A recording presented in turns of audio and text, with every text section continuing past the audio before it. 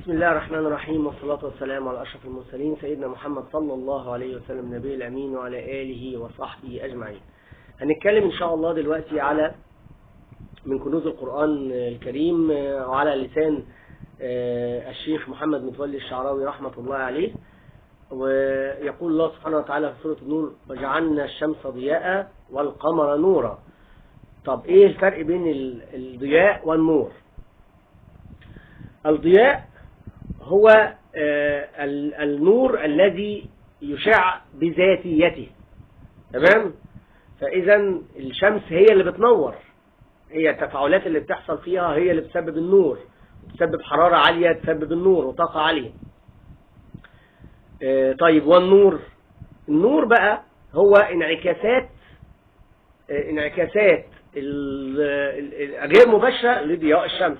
يعني القمر نوره جاي من انعكاس لأشعة الشمس،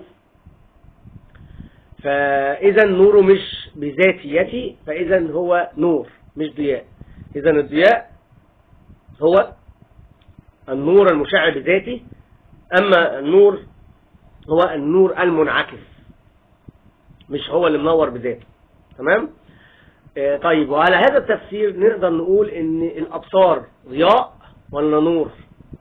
فالأبصار محدش قال ضياء الأبصار، لا، بنقول نور الأبصار. نور الأبصار ليه؟ لأن برضو البصر بيدرك الصورة عن طريق انعكاسات لأضواء مختلفة، سواء ضوء الشمس أو ضوء اللمبة. برضو ما نقولش نور اللمبة، المفروض إن ضوء اللمبة، لأن اللمبة هي اللي بتضوء بذاتيتها، وهكذا.